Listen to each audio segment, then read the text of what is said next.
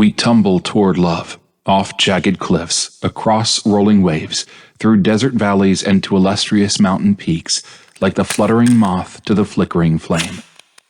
Isabella Scalfini, 2 weeks before her trial. Grant me paradise in this world. I'm not so sure I'll reach it in the next. Jacopo Tintoretto. For only when judged in light will thy true demon be known. Decree number 5, Ancient Order of the Seventh Son. 1589 A.D., Republic of Venice. Were you followed? Angelo Mascari struggled to catch his breath, panting from his 20-minute sprint through serpentine streets in oppressive summer humidity, not yet able to answer the tall nobleman glaring at him with steady, pale blue eyes. Unfamiliar with this district of Venice, Angelo's nerves demanded his senses be at full attention. They stood on the fondamenta of a narrow canal at a corner outside the Jewish ghetto. No torches or lanterns lit the footbridge, the wall's porticos, or a dozen other potential hiding spots on either side of the waterway. Silently, he thanked the moon for its fullness, as its light would provide precious seconds of reaction time should a lurker reveal himself. A black skiff bobbed next to them. Other than retreating the way he'd come, the boat was his only option for escape.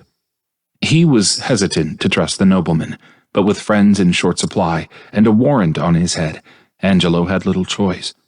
That the man had yet to kill or arrest him was a promising sign. He slowed his breathing and leaned against the wall, the stucco's mildew finer than wet velvet. "You spoke the truth," Angelo said between inhalations.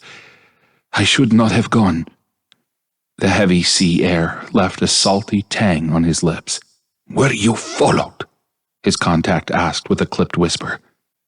Though the windows and the 4-story buildings looming over them were shuttered, voices carried in the cramped neighborhood. "No, impossible." Angelo scanned the alley and glanced over his shoulder, more concerned with potential pursuers than prying ears. His words betrayed his confidence. No one was aware of his attendance at his beloved's sentencing.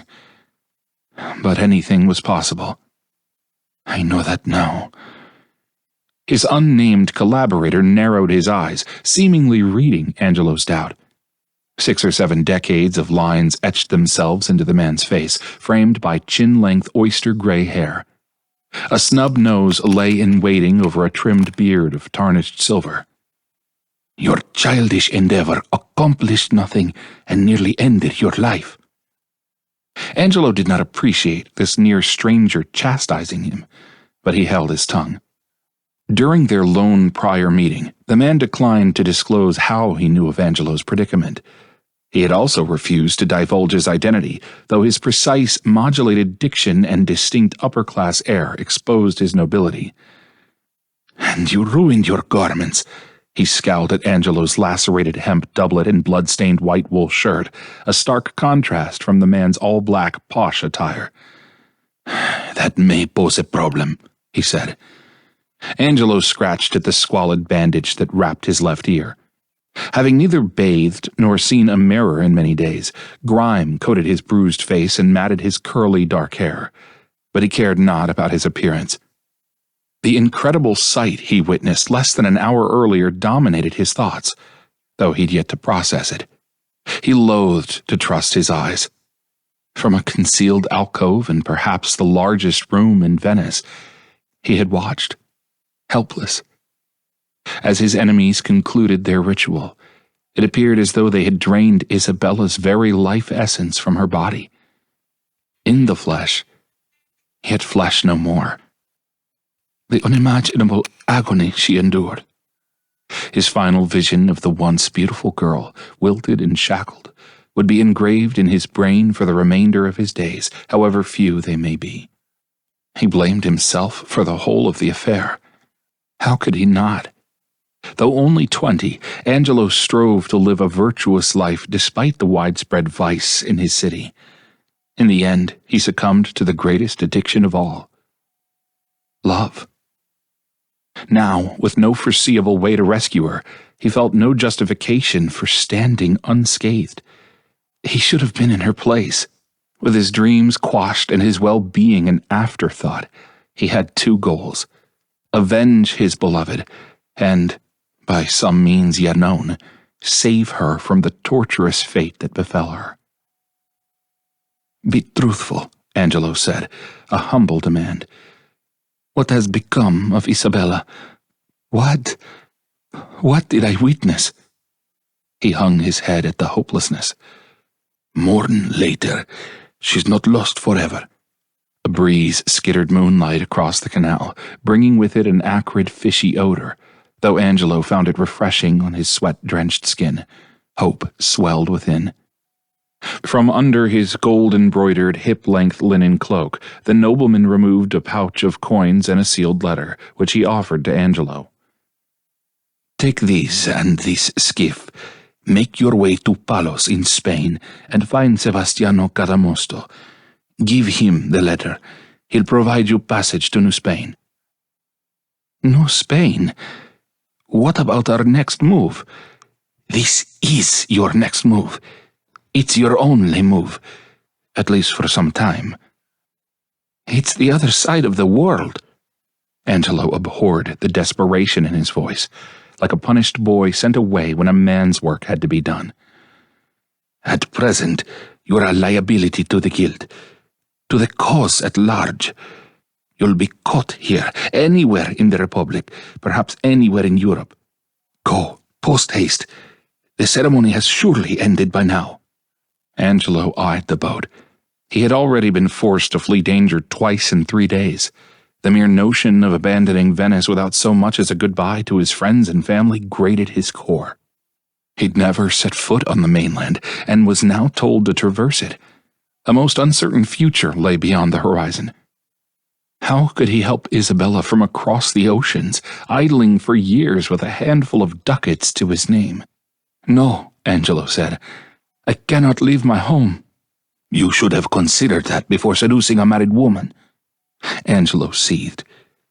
"She's the love of my life, not some wanton mistress. I'll join your cause and fight them here." He grasped the rapier at his hip. "Your prowess with the blade is well known." The nobleman laid a gentle hand over Angelo's and guided the sword into its sheath. "But how will you fare against 100 men? I shall die fighting. Death is but a first consideration, and then your beloved will indeed be lost forever." Angelo conceded and released the hilt. He accepted the letter and coin purse, tucking them into his doublet. "To what purpose do you aid me? Answer that, I pray you." "Mutual adversaries. You may be the key to their demise. I'll send word when it's safe to return, when we can free Isabella and the others.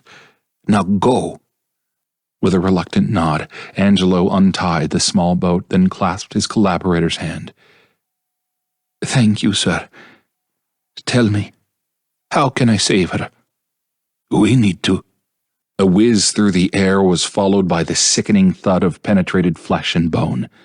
The nobleman gazed at the blood pooling around the tip of the arrow jutting from his right shoulder, then at Angelo, with a mouth agape and befuddled eyes. A second arrow embedded itself in his collaborator's thigh. Cries of anguish slipped from the old man's sagging lips. He dropped to his knees. The sight of yet another person's blood inches away was too much for Angelo to bear. Like all Venetians, he was accustomed to injury and death, but never like what he'd witnessed recently. Never so sadistically. "Go," the man ordered, straining to utter the command. "You've seen what happens if they catch you alive." Angelo crouched and examined the arrow.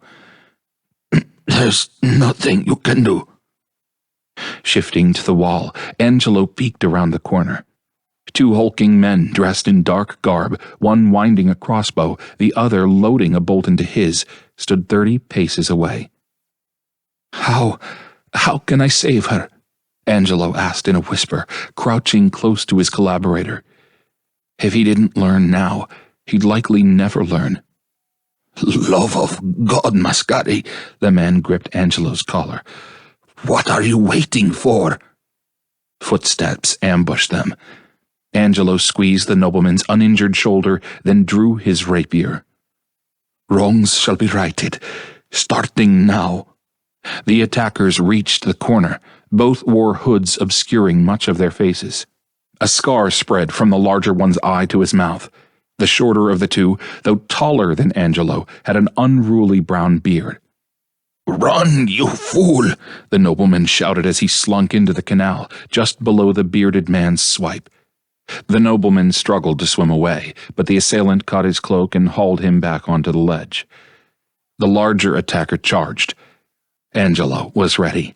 He lunged his rapier at the man's crossbow, inducing an errant shot. The arrow ricocheted off the wall. In a flash, the man dropped the weapon, drew a short sword, and unleashed an assault. He pressed Angelo without remorse, driving the bout down the length of the narrow fondamenta. The strikes were relentless and crushing, but the attacker's shoddy technique exposed a weakness. His arm remained stiff, his wrist lacked rotation. Angelo parried the hacks, anticipating the right moment to riposte. It soon arrived.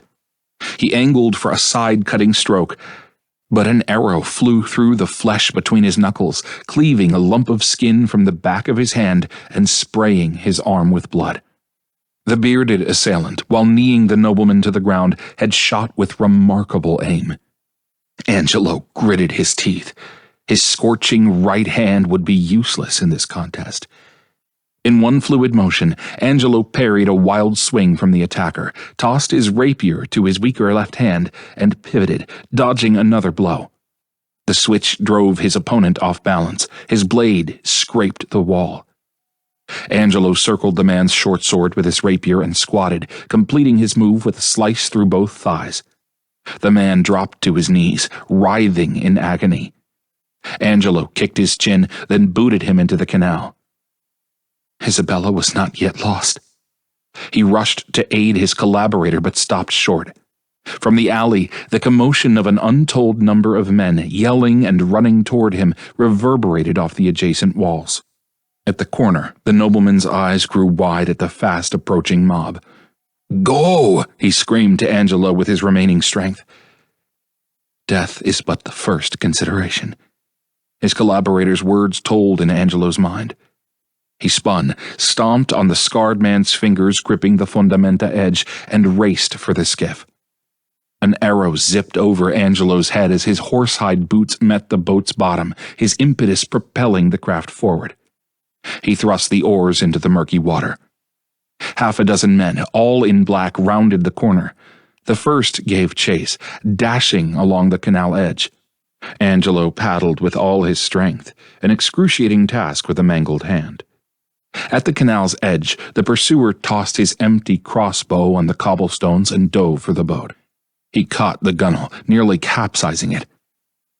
"The order will take you," he cried as he climbed in. Angelo yanked an oar from its rowlock and swung it into the attacker's cheek, knocking the man into the water. Resuming his frantic paddling, he glimpsed the far end of the fondamenta. As the bearded assailant pressed the nobleman to the ground, the old man stretched for his boot, retrieved a dagger, and slid the blade across his own throat. Stunned, Angelo wrested an oar to cross himself. An arrow struck the skiff. Another flew past his ear. As more arrows landed in the water, Angelo hunkered and rowed furiously to the wider Rio di San Girolamo Canal, which led to the open waters of the Venetian lagoon. Guilt roared through him. His collaborator's death was on his hands. A vision of Isabella flashed in his mind. "More mio, I failed you. One day," he vowed, "one day her captors will feel a pain far more severe."